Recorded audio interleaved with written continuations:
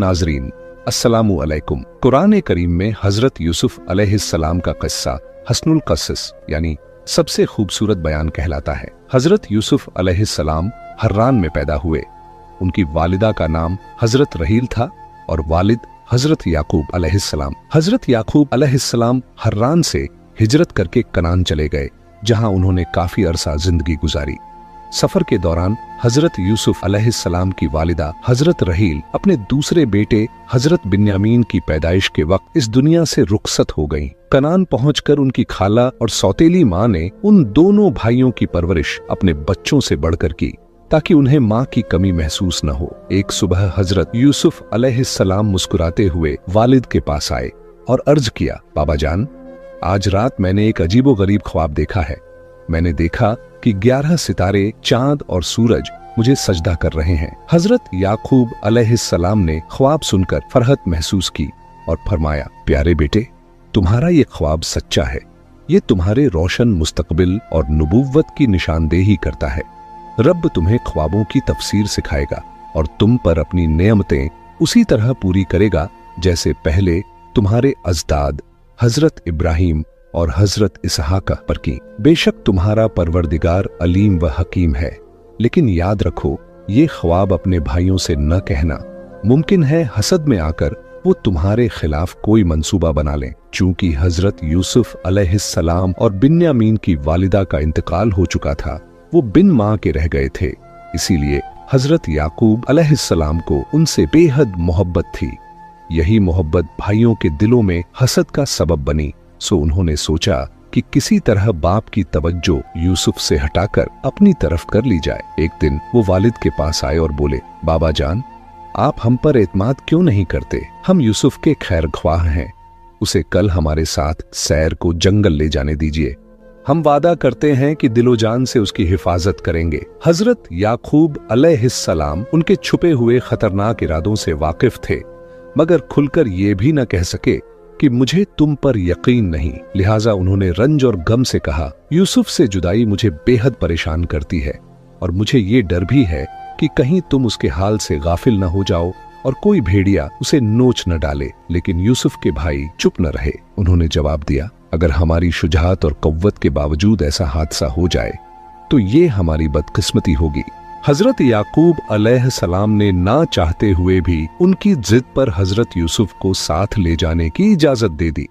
हजरत यूसुफ अपने भाइयों के साथ अभी ज्यादा दूर भी न गए थे कि उनके चेहरों से दुश्मनी और गुस्से के नक्श जाहिर होने लगे। उन्होंने यूसुफ अलैहिस्सलाम को पीटना शुरू कर दिया और यहाँ तक कि उन्हें कत्ल करने का इरादा कर लिया। यूसुफ अलैहिस्सलाम ने गिड़गिड़ा कर इल्तिजा की, मैं तुम्हारा छोटा भाई हूँ, मुझे कत्ल मत करो। लेकिन हसद की आग उनके दिलों में इतनी भड़क चुकी थी कि रहम का नामो निशान मिट चुका था। तब भाइयों में से एक ने कहा, यूसुफ को कत्ल करने के बजाय बेहतर है कि उसे किसी कुएं में डाल दें। चलते चलते वो कनान के एक गहरे कुएं पर पहुंचे। यूसुफ अलैहिस्सलाम बहुत रोते रोते दुआ और फरियाद करते रहे, लेकिन उनकी आहें भी भाइयों के सीनों में जलती हुई हसद की आग को ठंडा न कर सकी। वहां उन्होंने यूसुफ अलैहिस्सलाम की कमीज उतार ली और उन्हें जबरदस्ती कुएं में फेंक दिया। फिर आपस में कहने लगे, अब बाप का दिल यूसुफ की मोहब्बत से खाली हो जाएगा और उनकी सारी तवज्जो हमारी तरफ होगी।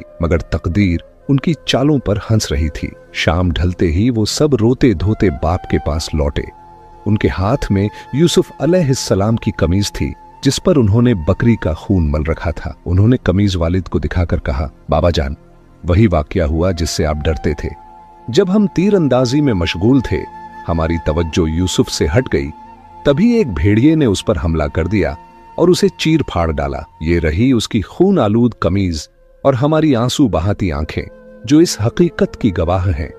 लेकिन हमें मालूम है, चाहे हम सच भी कहें, आप हमारी बातों पर यकीन नहीं करेंगे। हजरत याकूब अलैहिस्सलाम दिल ही दिल में अपने बेटों के जुर्म को पहचान गए, लेकिन खामोश रहे।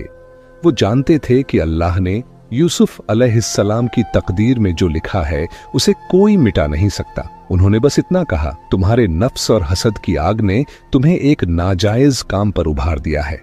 अब मैं सब्र इख्तियार करता हूँ और अपने परवरदिगार से मदद मांगता हूँ। उधर यूसुफ अलैहिस्सलाम कुएं की गहराई में तन्हा बैठे थे। सियाह अंधेरों ने उन्हें अपने घेरे में लिया हुआ था। वो अपने प्यारे बाप की हालत और अपने बेकसूर होने की कसक को सोचकर परेशान थे। उनकी मासूम आंखों से आंसू बह रहे थे और उनके लबों पर बेबसी की सिसकियां थीं।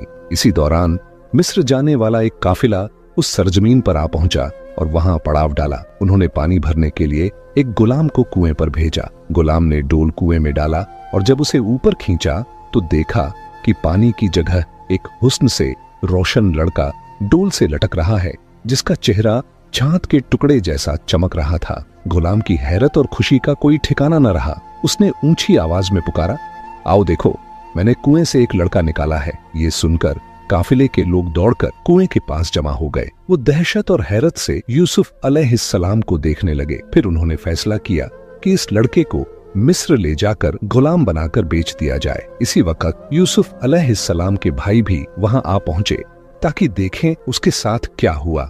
जब उन्होंने देखा कि यूसुफ काफिले वालों के पास है तो उन्होंने झूठ बोलते हुए कहा, ये हमारा गुलाम है जो गायब हो गया था और अब हमें मिल गया है। साथ ही उन्होंने यूसुफ अलैहिस्सलाम को धमकाया, अगर तुमने काफिले वालों को कुछ बताया तो हम तुम्हें कत्ल कर देंगे। मजबूर होकर यूसुफ अलैहिस्सलाम ने कहा, हाँ, मैं इनका गुलाम हूँ। काफिले वालों ने भाइयों से कहा, अगर तुम इस गुलाम को बेचना चाहते हो तो हम इसके खरीदार हैं। रिवायत में आता है कि भाइयों ने यूसुफ अलैहिस्सलाम को 20 दिनार में बेच डाला और इस तरह यूसुफ अलैहिस्सलाम काफिले वालों के साथ मिस्र की तरफ रवाना कर दिए गए। काफिला सफर तय करता हुआ मिस्र पहुंचा और वहां उन्होंने यूसुफ अलैहिस्सलाम को बाजार में बहुत कम कीमत पर बेच दिया। उन्हें अजीज मिस्र, जिसका नाम फुतिफार था, ने खरीद लिया। अजीज मिस्र ने अपनी बीवी से कहा, मैं देखता हूं कि ये नौजवान बेहद काबिल, शरीफ और नेक है।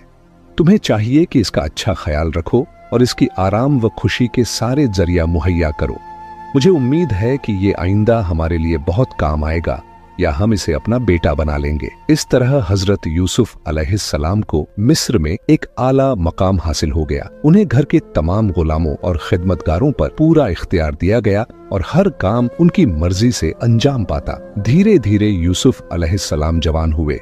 उनका हुस्न और शराफत ऐसा था कि जो भी उन्हें देखता दीवाना हो जाता। इसी घर में अजीज मिस्र की बीवी, जिसका नाम जुलेखा था, ने यूसुफ अलैहिस्सलाम का बेपनाह हुस्न देखा। वो उनके हुस्न और शराफत की शिद्दत से इस कदर मुतासिर हुई कि अपने दिल पर काबू न रख सकी। हर बार जब उनकी नजर यूसुफ पर पड़ती, उसके दिल में इश्क की आग और भड़क उठती।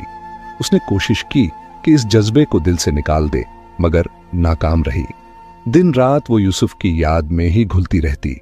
आखिरकार अपने दिल का बोझ हल्का करने के लिए उसने सोचा कि क्यों ना यूसुफ अलैहिस्सलाम से अपने दिल की बात कह दे। एक दिन मौका पाकर जब तन्हाई मयस्सर हुई तो उसने यूसुफ अलैहिस्सलाम के सामने अपने जज्बात का इजहार कर दिया। लेकिन यूसुफ अलैहिस्सलाम जो नबूवत के खानदान से थे, यूसुफ अलैहिस्सलाम ने पाक दामनी और इस्मत का दामन मजबूती से थामे रखा और उसकी तरफ से मुंह फेर लिया। लेकिन अजीज मिस्र की बीवी ने हार न मानी। उसका इश्क और भी भड़क उठा और उसने ठान लिया कि अब हर हाल में अपना मकसद हासिल करेगी। एक दिन मौका पाकर जब यूसुफ अलैहिस्सलाम महल में मौजूद थे तो उसने महल के सारे दरवाजे बंद कर दिए और बाहर जाने के सारे रास्ते रोक डाले। फिर उसने यूसुफ को अपने चंगुल में फंसाने की कोशिश की। यूसुफ अलैहिस्सलाम ये मंजर देखकर फौरन एक कमरे से दूसरे कमरे की तरफ भागने लगे ताकि कोई दरवाजा खोलकर बाहर निकल जाए, मगर अजीज मिस्र की बीवी उनका पीछा करती रही।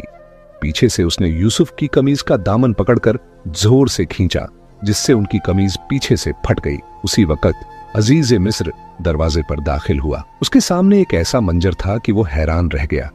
यूसुफ अलैहिस्सलाम आगे थे, उनकी कमीज फटी हुई थी और उनकी बीवी अजीब हालत में उनके पीछे दौड़ रही थी, मगर वो औरत जरा भी घबराई नहीं। उसने फौरन मामले को पलटकर नया रुख दे दिया और यूसुफ अलैहिस्सलाम को गुनहगार ठहराने की कोशिश की। उसने अजीज से कहा, ये किनानी जवान एहसान फरामोश निकला। तुम्हारी गैर मौजूदगी में इसने तुम्हारी इज्जत से खेलने का इरादा किया। अब तुम ही बताओ, जो शख्स तुम्हारी बीवी के साथ गलत काम करना चाहे उसकी सजा इसके अलावा क्या हो सकती है कि उसे कैद कर दिया जाए या सख्त अजाब दिया जाए। मगर यूसुफ अलैहिस्सलाम जो हर हाल में सच पर कायम रहते थे, उन्होंने उस वक्त भी हकीकत बयान की।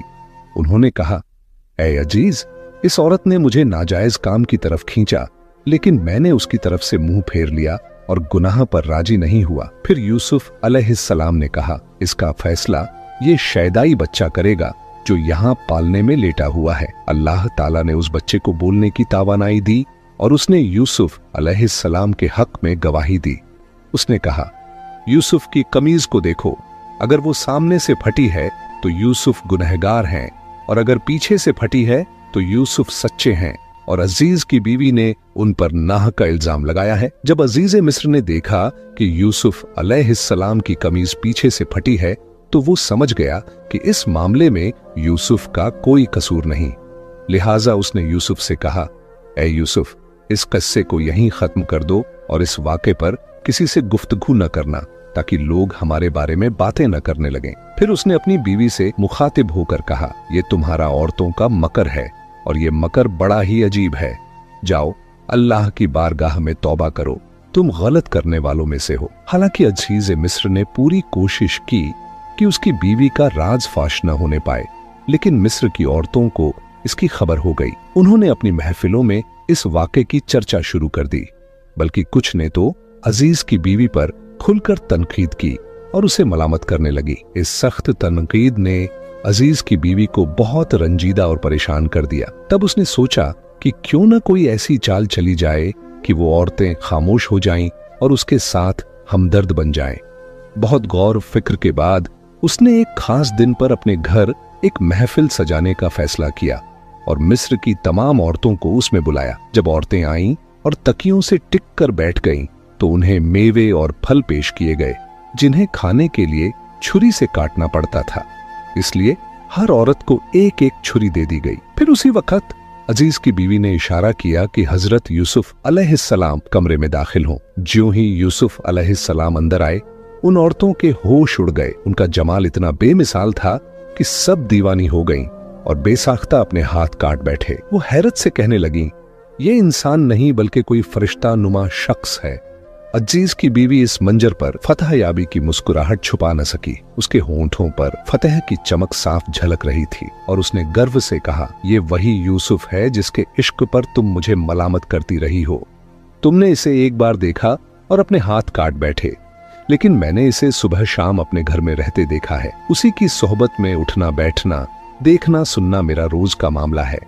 तो भला कैसे ना मैं अपने दिल पर काबू खो बैठती और इससे वस्ल की तलबगार न होती। फिर उसने अपने गरूर और हसरत से कहा, यूसुफ ने तो पाक दामनी को अपना शहार बना रखा है। वो मुझसे मुंह मोड़ता है और इस्मत की हद से आगे कदम नहीं बढ़ाता। इसके बावजूद मैं उससे अच्छा सलूक करती हूँ, लेकिन अगर ये मेरी बात न मानेगा तो इसे कैद कर दिया जाएगा। दिन गुजरते गए और अजीज मिस्र की बीवी बार बार यूसुफ अलैहिस्सलाम को अपने जाल में फंसाने की कोशिश करती रही, लेकिन उसकी हर कोशिश नाकाम साबित हुई। यहाँ तक कि वो पूरी तरह नाउम्मीद हो गई। दूसरी तरफ यूसुफ अलैहिस्सलाम इस फितने और आजमाइश से बेहद परेशान थे, मगर उन्होंने अल्लाह की बारगाह में सहरा लिया। वो हर वक्त अपने रब से पनाह मांगते और एक मोमिन की तरह सब्र और इस्तिकामत पर कायम रहे। आखिरकार उन्होंने दुआ में हाथ उठाए और अर्ज किया, ऐ मेरे परवरदिगार, कैद खाने का अंधेरा और उसकी तकलीफें मुझे बर्दाश्त हैं, मगर इस औरतों के फितने से बचना उससे भी ज्यादा जरूरी है। अगर तूने उनकी मक्कारी और शर्मनाक हरकतों को मुझसे दूर न किया तो मैं गुनाह के गड्ढे में गिर सकता हूँ और जाहिलों में नाम लिखा जा सकता है। अल्लाह ताला ने यूसुफ अलैहिस्सलाम की दुआ कबूल की और उन्हें इस बहुत बड़े फितने से निजात बख्शी। जब अजीज मिस्र की बीवी यूसुफ से पूरी तरह मायूस हो गई तो उसने शहर की औरतों से शिकायत करना शुरू कर दी। वो कहने लगी, यूसुफ ने मुझे मिस्र की औरतों में बदनाम कर दिया है, मेरी इज्जत को मिट्टी में मिला दिया है। अगर तुम मेरी खोई हुई आबरू वापस दिलाना चाहते हो तो उसे कैद कर दो और मेरे दामन पर लगा हुआ दाग मिटा दो। हालांकि सबूत साफ थे। यूसुफ अलैहिस्सलाम की पाकदामनी सबकी आंखों के सामने थी और उनकी कमीज के बारे में गवाही भी हो चुकी थी, लेकिन अजीज मिस्र फिर भी अपनी बीवी के बहकावे में आ गया और उसने बेगुनाह यूसुफ अलैहिस्सलाम को कैद खाने में डाल दिया। इस तरह अल्लाह ताला ने यूसुफ अलैहिस्सलाम को शैतान के एक बहुत बड़े फितने से बचाया और वो जेल की दीवारों के पीछे पहुंचा दिए गए। जिस दिन यूसुफ अलैहिस्सलाम को कैद खाने में ले जाया गया, उसी दिन बादशाह के 2 नौजवान दरबारी भी जेल में डाले गए। उनमें से एक बादशाह का प्याला भरने वाला था और दूसरा उसका नानबाई। उन दोनों पर इल्जाम था कि वो बादशाह को झड़ देना चाहते थे। दूसरे ही दिन उनमें से एक यूसुफ अलैहिस्सलाम के पास आया और अर्ज किया, मैंने ख्वाब देखा है कि मैं अंगूर का रस निचोड़ रहा हूँ। फिर उसके साथी ने कहा, मैंने भी ख्वाब देखा है कि मैंने कुछ रोटियां अपने सर पर उठाई हुई हैं और परिंदे उन्हें नोच नोच कर खा रहे हैं। उन्होंने हजरत यूसुफ अलैहिस्सलाम से दोनों ख्वाबों की ताबीर पूछी और कहा, आप हमें नेक आदमी मालूम होते हैं और आपके चेहरे पर सच्चाई और नूर साफ झलकता है। यूसुफ अलैहिस्सलाम ने ये देखा कि दोनों आदमी उनकी बात सुनने के लिए दिलचस्पी और तवज्जो रखते हैं। उन्होंने मौका गंवाया नहीं और जेल की तंग दीवारों के बीच दावत ए हक शुरू कर दी। उन्होंने फरमाया, मैं तुम्हारे ख्वाबों की ताबीर तुम्हारे खाना खाने से पहले बता दूंगा। ये इल्म उन इल्मों में से है जो अल्लाह ने मुझे अता किया है। उसने मुझे ख्वाबों की ताबीर करना सिखा दिया है। मैंने उन कौमों से किनारा कर लिया है जो अल्लाह पर ईमान नहीं रखती और आखिरत का इनकार करती हैं, बल्कि मैं अपने बाप दादा हजरत इब्राहिम, हजरत इसहाक और हजरत याकूब के दीन का पाबंद हूँ। हमारे लिए ये झेबा नहीं कि हम अल्लाह के साथ किसी को शरीक ठहराएं। फिर यूसुफ ने उनसे कहा, ऐ मेरे साथियों, तुम ही इंसाफ करो। क्या मुख्तलिफ बनावटी खुदाओं की परस्तिश बेहतर है या उसे एक अल्लाह की इबादत करना जो सब पर गालिब है?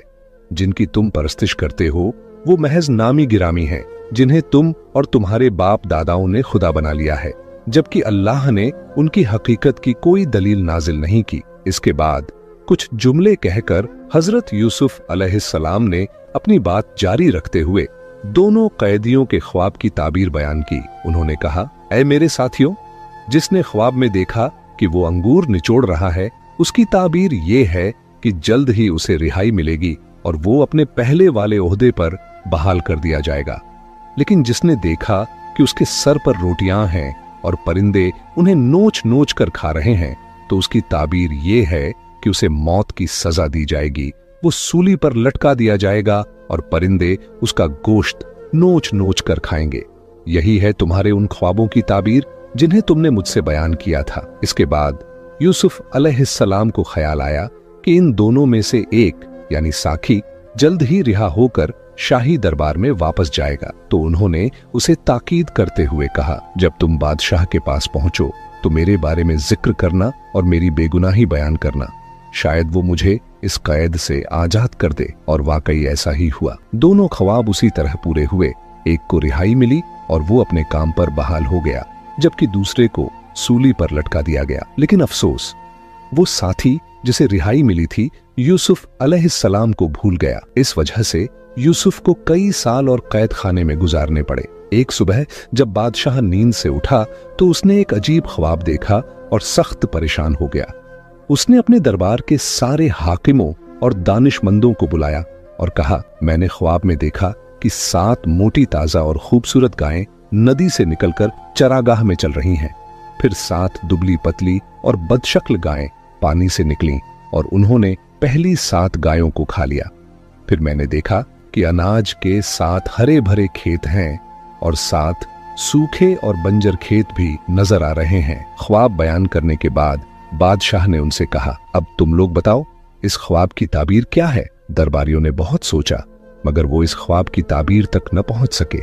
दरबारियों ने लाचार होकर कहा, जो कुछ आपने देखा है वो आपकी बेचैनी का नतीजा है और हम इस कस्म के ख्वाबों की ताबीर नहीं जानते। मगर हकीकत ये थी कि बादशाह का ये ख्वाब अल्लाह ताला ने हजरत यूसुफ अलैहिस्सलाम की रिहाई का जरिया बनाया था।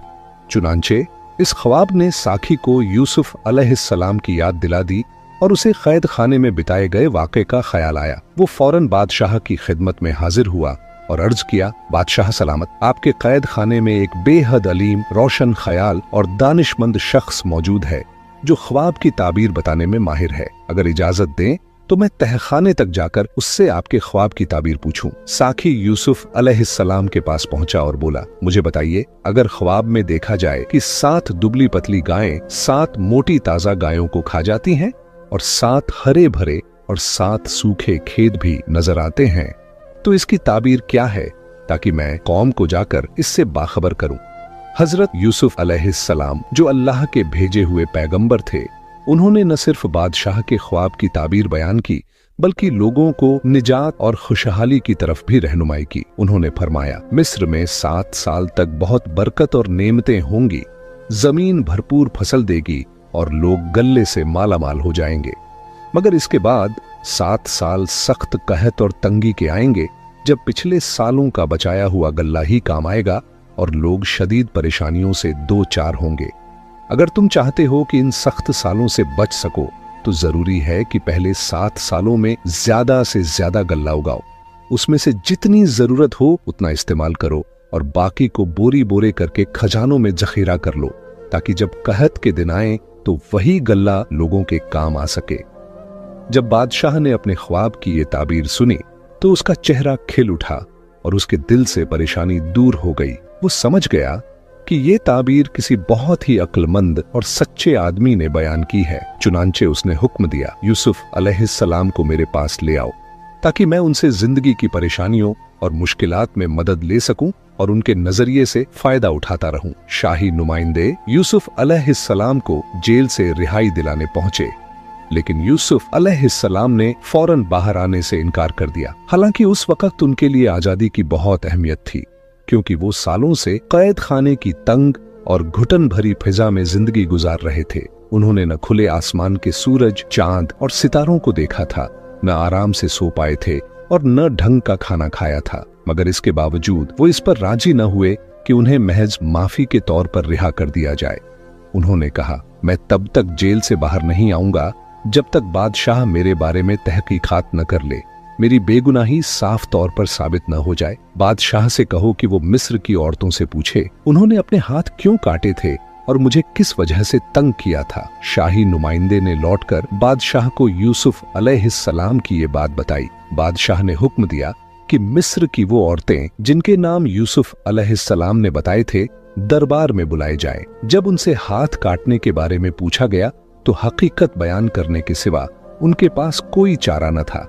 सबने खुलकर गवाही दी, यूसुफ बेगुनाह हैं। अजीजे मिस्र की बीवी ने भी सच्चाई का इकरार कर लिया और अल्लाह की कसम खाते हुए कहा कि यूसुफ अलैहिस्सलाम पाक दामन हैं और उसने खुद ही उन्हें फंसाने की कोशिश की थी।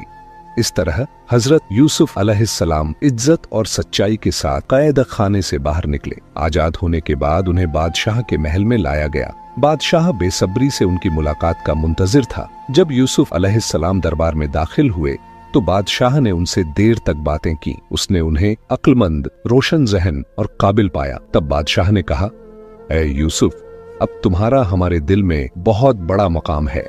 हम तुम पर पूरा पूरा भरोसा करते हैं। तुम जो ओहदा चाहो हम तुम्हें वहीं दे देंगे।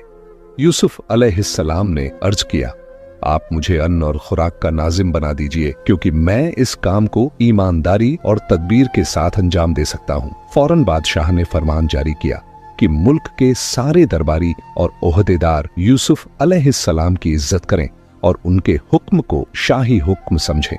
अब हजरत यूसुफ अलैहिस्सलाम ने अपने मनसबी फर्ज को अंजाम देने के लिए पूरी कोशिश शुरू की। वो जानते थे कि चंद साल तक तो जमीन भरपूर फसल देती है, लेकिन फिर अचानक पानी की कमी और कहत की सख्ती वजूद में आ जाती है। लिहाजा उन्होंने सोचा कि मौका गंवाने के बजाय पहले से तैयारी की जाए और लोगों को आइंदा सालों की परेशानियों से बचाया जाए। उन्होंने मिस्र के मुख्तलिफ इलाकों का दौरा किया ताकि हालात का जायजा लें और कामकाज के लिए जरूरी वसीले मुहैया कर सकें।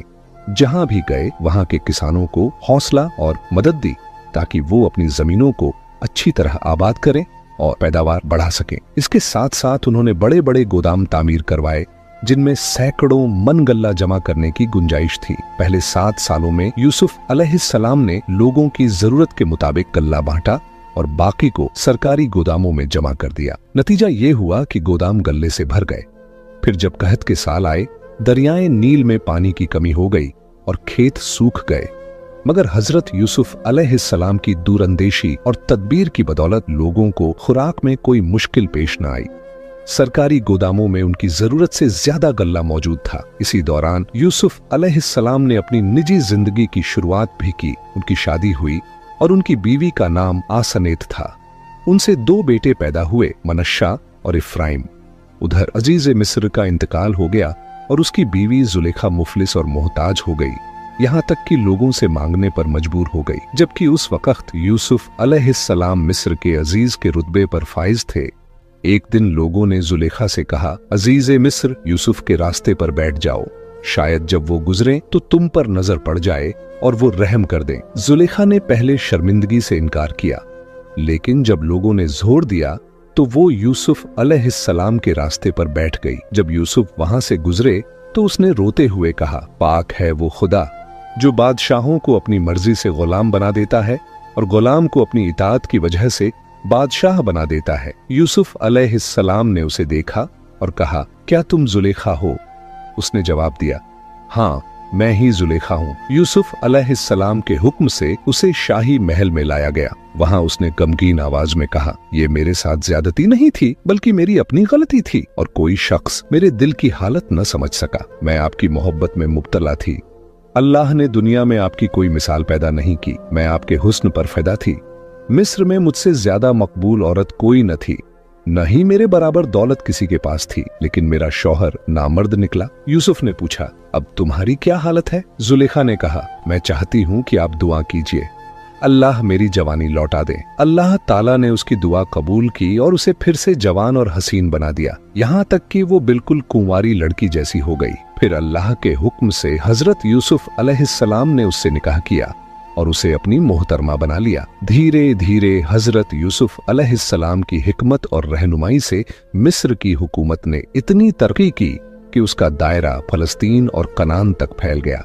हर जगह यूसुफ अलैहिस्सलाम का नाम लिया जाता और लोग उनकी खिदमतों की तारीफ करते। मिस्र के लोग कहा करते, मिस्र का निजाम हुकूमत एक काबिल और नेक इंसान के हाथों में है। उसी की तदबीर से मुल्क एक सख्त कहत से बच गया और वो सबके साथ इंसाफ और रहमत का बर्ताव करता है, सबको गल्ला मुहैया करता है। ये बातें सुनकर हजरत याकूब अलैहिस्सलाम ने अपने बेटों को बुलाया और कहा, मेरे बेटो, अब हम कहत और तकलीफ से 2-4 हैं। सफर की तैयारी करो और अजीज मिस्र के पास जाओ जिसकी हर जगह तारीफ हो रही है, लेकिन बिन्यामीन को मेरे पास छोड़ जाओ ताकि तुम्हारी जुदाई मुझे और गमगीन न कर दे और तन्हाई की वजह से मैं उदास न हो जाऊं। यूसुफ अलैहिस्सलाम के भाई अपने ऊंट लेकर मिस्र की तरफ रवाना हो गए ताकि वहां से अल्लाह के फजल से गल्ला खरीद कर वापस ला सके। जब यूसुफ अलैहिस्सलाम के भाई मिस्र पहुंचे और गल्ला खरीदने के लिए उनकी खिदमत में हाजिर हुए तो यूसुफ ने फौरन उन्हें पहचान लिया, लेकिन वो उन्हें पहचान न सके क्योंकि उन्हें यकीन ही न था कि यूसुफ अलैहिस्सलाम अभी जिंदा होंगे। इसके अलावा वक्त के गुजरने से उनके चेहरे में भी कुछ तब्दीलियां आ चुकी थीं। यूसुफ अलैहिस्सलाम अपने भाइयों को देखकर बहुत खुश हुए, लेकिन जब ये देखा कि उनका सगा भाई बिन्यामीन उनके साथ नहीं है तो उनका दिल उदास हो गया। फिर भी उन्होंने पूरे दिल से भाइयों का इस्तकबाल किया और उन्हें मेहमान के तौर पर अपने पास ठहराया। गुफ्तगू के दौरान यूसुफ अलैहिस्सलाम ने कहा, तुम लोग हमें अपने घराने के बारे में बताओ। उन्होंने जवाब दिया, हम 12 भाई हैं और पैगंबर हजरत याकूब अलैहिस्सलाम की औलाद है। इस वक्त हम 10 आपके सामने मौजूद हैं और आपकी इनायत के उम्मीदवार हैं। हमारा एक भाई हमारे बुजुर्ग बाप की खिदमत के लिए उनके पास रह गया है और 12वां भाई बहुत अरसा पहले गुम हो गया था। सालों से हमें उसके बारे में कोई इल्म नहीं कि वो कहाँ है। यूसुफ अलैहिस्सलाम ने ये बातें सुनकर इत्मीनान की सांस ली क्योंकि उन्हें अपने वालिद और सगे भाई की खैरियत की खबर मिली। उन्होंने हुक्म दिया कि भाइयों को गल्ला दिया जाए और इसके अलावा जो रकम वो लाए थे उसे खुफिया तौर पर उनकी बोरियों में रख दिया जाए। यूसुफ ने ये काम इस मकसद से किया कि उनके भाई जल्दी वापस आए और रकम का इंतजाम करने में अपना वक्त बर्बाद न करें।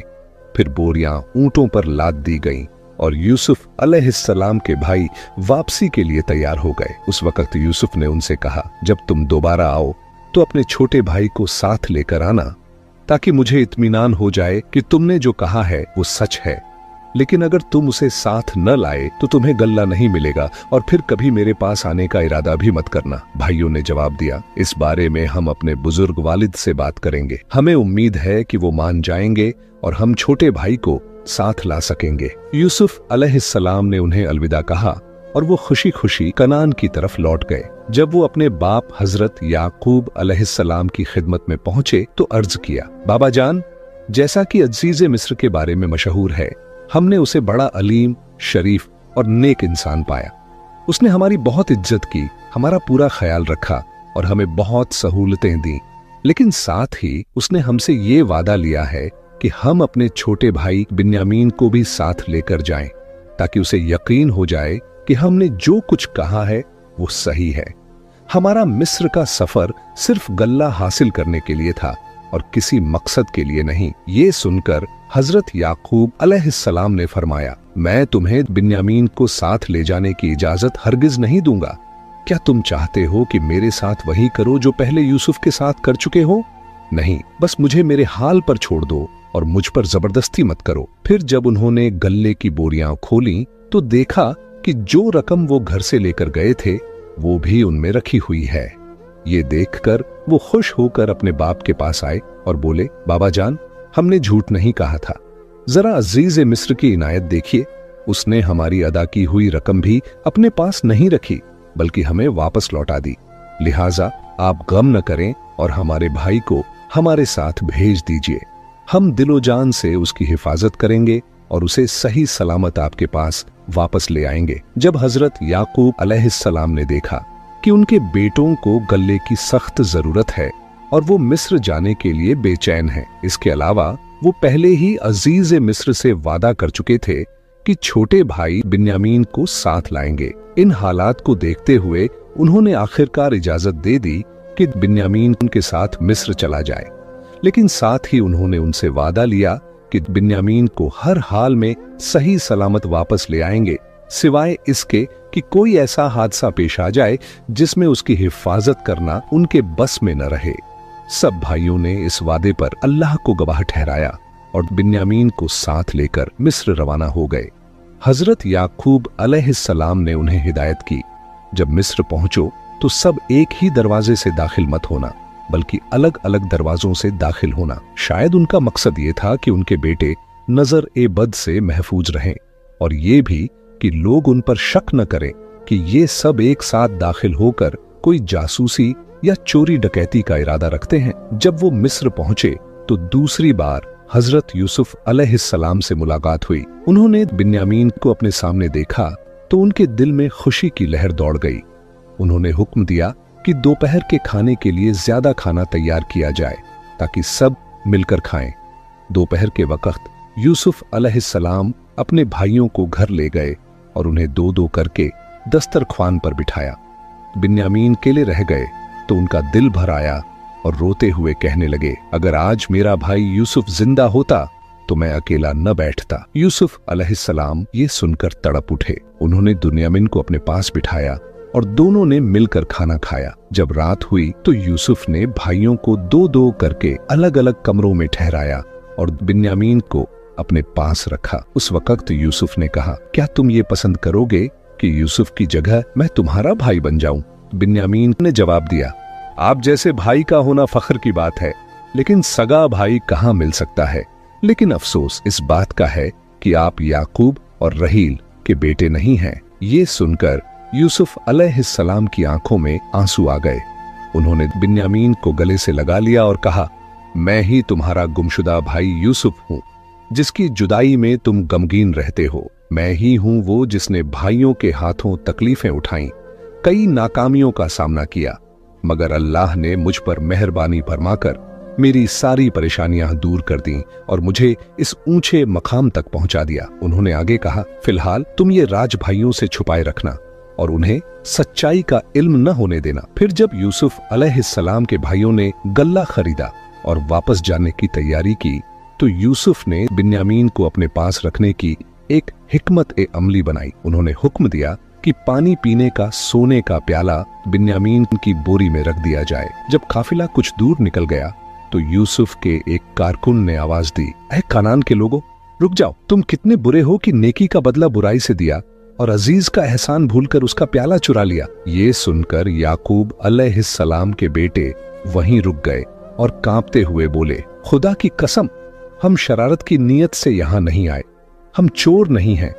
उनसे पूछा गया, अगर तुम में से किसी ने प्याला चुराया है तो उसकी सजा क्या होगी? उन्होंने जवाब दिया, हमें अपनी बेगुनाही का पूरा यकीन है। हमारे दीन और कानून के मुताबिक चुराने वाले शख्स को गिरफ्तार कर लिया जाता है और उसे अपना गुलाम बना लिया जाता है। इस गुफ्तगू के बाद बोरियां उतारी गईं और एक एक करके तलाशी ली गई। पहले बड़े भाइयों की बोरियां देखी गईं, फिर बिन्यामीन की बोरी खोली गई तो उसमें से सोने का प्याला निकल आया। सारे भाई मायूसी और गम में डूबे हुए यूसुफ अलैहिस्सलाम के सामने पेश हुए।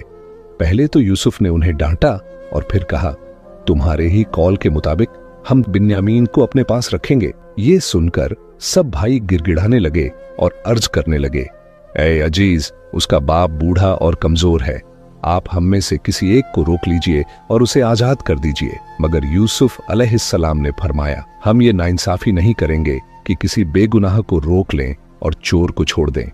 अगर ऐसा करेंगे तो हम जालिम कहलाएंगे। अगर इसने चोरी की है तो इसमें ताज्जुब की बात नहीं, इसका एक भाई भी पहले चोरी कर चुका है। उनका इशारा हजरत यूसुफ अलैहिस्सलाम की तरफ था। वो पुराने किस्से को याद दिलाना चाहते थे। जब यूसुफ छोटे थे और उनकी वालिदा का इंतकाल हो गया था, उस वक्त उनकी खाला ने उन्हें अपने पास रखा और बहुत चाहा। लेकिन जब वो जरा बड़े हुए तो हजरत याकूब अलैहिस्सलाम उन्हें वापस लेने का इरादा करने लगे। उनकी खाला, जो यूसुफ से बिछड़ना बर्दाश्त न कर सकती थीं, उन्होंने एक चाल चली। उन्होंने यूसुफ को एक कमरे में बंद कर दिया और फिर इल्जाम लगाया कि यूसुफ ने उनका कमरबंद चुरा लिया है। उस जमाने के कानून के मुताबिक चोरी करने वाला शख्स कुछ अरसे तक चोरी करने वाले के घर रहकर खिदमत करता था। इस तरह उन्होंने यूसुफ को अपने पास रोक लिया। भाइयों ने अब उसी किस्से की तरफ इशारा किया। यूसुफ अलैहिस्सलाम ने उनकी बात सुनी, मगर अपने चेहरे पर किसी नाराजगी का असर जाहिर न किया। उन्होंने दिल ही दिल में कहा, तुम मुझसे भी बदतर हो और जो कुछ तुम कह रहे हो अल्लाह उससे खूब वाकिफ है। आखिरकार भाई बिन्यामीन की रिहाई से मायूस हो गए और वापस जाने का इरादा किया। लेकिन उनके बड़े भाई यहूदा ने कहा, क्या तुम भूल गए हो कि हमारे बाप ने हमसे वादा लिया था कि हम बिन्यामीन को हर हाल में वापस ले जाएंगे? खुदा की कसम, जब तक मेरे बाप इजाजत न दें या अल्लाह मेरे हक में कोई फैसला न कर दे, मैं मिस्र से बाहर कदम नहीं रखूंगा। यूसुफ अलैहिस्सलाम ने बिन्यामीन को अपना गुलाम बना लिया था। दूसरे भाई तो वापस कनान की तरफ लौट गए, लेकिन यहूदा और बिन्यामीन मिस्र ही में रह गए। जब याकूब अलैहिस्सलाम ने अपने बेटों को देखा तो वो बहुत खुश हुए, लेकिन ये खुशी अधूरी थी क्योंकि उनके साथ बिन्यामीन नजर नहीं आया। उन्होंने उसके बारे में पूछा तो भाइयों ने सारा माजरा बयान किया। यह सुनकर हजरत याकूब अलैहिस्सलाम बेहोश हो गए, जैसे उनकी रूह जिस्म से निकल रही हो। उन्होंने बेटों की बात का यकीन न किया और समझे कि इन लोगों ने फिर कोई चाल चली है, जैसी पहले हजरत यूसुफ अलैहिस्सलाम के मामले में की थी, जिसके गम में उनकी नजर जाती रही थी। उसी दर्द में उन्होंने फिर एक दर्दनाक आह भरी। फिर संभल कर अपने बेटों को हिदायत दी, जाओ मिस्र जाकर यूसुफ और उनके भाई को तलाश करो, अल्लाह की रहमत से मायूस मत होना। उनकी हिदायत के मुताबिक भाई तीसरी बार मिस्र रवाना हुए और फिर अजीज मिस्र के सामने हाजिर हुए। उन्होंने गिड़गिड़ाते हुए कहा, हम और हमारा पूरा खानदान तकलीफ और भूख में डूब गया है। हम थोड़ी सी पूंजी लेकर आए हैं, मेहरबानी करके हमें ज्यादा गल्ला दीजिए और हमारे भाई को रिहा कर दीजिए। अल्लाह नेकियों का बदला बेहिसाब देता है। ये बातें सुनकर हजरत यूसुफ अलैहिस्सलाम को अपना अतीत याद आया। उन्होंने कहा, क्या तुम्हें याद है तुमने पहले मेरे और मेरे भाई के साथ कैसी ज्यादती की थी? तुमने हमें जुदा किया और फिराक की आग में जलाया। भाई घबरा गए और शर्म से सर झुका लिया। फिर बोले, क्या आप वाकई यूसुफ हैं? हजरत यूसुफ अलैहिस्सलाम ने जवाब दिया, हाँ, और ये मेरा भाई है। देख लो अल्लाह ने हम पर कितना बड़ा एहसान किया है। बेशक जो सब्र करे और तकवा को थामे, अल्लाह उसे कभी झाया नहीं करता। भाइयों की आंखें भर आईं। उन्होंने माफी मांगी। यूसुफ अलैहिस्सलाम ने फरमाया, डरने की जरूरत नहीं, उम्मीद है अल्लाह तुम्हारे गुनाह बख्श देगा। फिर उन्होंने अपने भाइयों से पूछा, मेरे वालिद का क्या हाल है? उन्होंने बताया कि वह अब बहुत बूढ़े और कमजोर हो गए हैं। रो रो कर आंखों की रोशनी तक खो बैठे हैं। इस पर यूसुफ अलैहिस्सलाम ने कहा, ये मेरी कमीज ले जाओ और मेरे वालिद के चेहरे पर रखो, उनकी आंखें फिर से रोशन हो जाएंगी, फिर तुम सब यहां आ जाओ। भाई कमीज लेकर रवाना हुए। अभी काफिला मिस्र से ज्यादा दूर न निकला था कि हजरत याकूब अलैहिस्सलाम ने फरमाया, मुझे यूसुफ की खुशबू आ रही है। आसपास के लोगों ने कहा, खुदा की कसम, आप अब भी वही पुरानी मोहब्बत में हैं। अगर तुम मुझको बुजुर्गी का इल्जाम न दो तो मैं कहूं कि यह वही है। कुछ देर में खुशखबरी लेकर लोग पहुंच गए। उन्होंने कमीज याकूब अलैहिस्सलाम के चेहरे पर डाल दी। उनकी आंखें फिर रोशन हो गईं। आपने फौरन कहा, क्या मैंने तुमसे न कहा था कि मैं अल्लाह की तरफ से वह जानता हूं जो तुम नहीं जानते? बेटों ने अर्ज किया, ऐ हमारे वालिद, हमारे लिए मगफिरत की दुआ कीजिए, हम सचमुच खतावार रहे। उन्होंने दुआ के लिए हाथ उठाए और अपने रब की रहमत पर भरोसा किया। फिर सब अहले खानदान मिस्र की तरफ रवाना हुए। जब वो मिस्र पहुंचे और यूसुफ अलैहिस्सलाम से मिले तो उन्होंने अपने वालिद और खाला, क्योंकि उनकी असली वालिदा रहील का बचपन में ही इंतकाल हो चुका था, और उन्हें अपने शाही तख्त पर बिठाया। उनके वालिद, खाला और भाई और एक दूसरे से मिलकर सजदा ए शुक्र अदा करने लगे। यूसुफ अलैहिस्सलाम ने कहा, ये वही सपना है जो मैंने बचपन में देखा था और अल्लाह ने उसे हकीकत बना दिया। उसने मुझ पर कितनी बड़ी नेमतें फरमाई, मुझे कैद से रिहाई बख्शी, मुल्क मिस्र के खजानों की चाबियां मेरे सुपुर्द की और सालों की जुदाई के बाद हमें एक दूसरे से मिला दिया। ये सब कुछ मुझ पर और आप सब पर अल्लाह वहीद का फजल और करम है। दोस्तों, ये पूरा बयान कैसा लगा?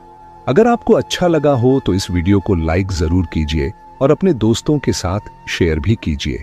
आपकी राय हमारे लिए बहुत कीमती है, इसलिए उसका इजहार कमेंट बॉक्स में जरूर करें और मोहब्बत के साथ सल्लल्लाहु अलैहि वसल्लम भी जरूर लिखें। और हाँ,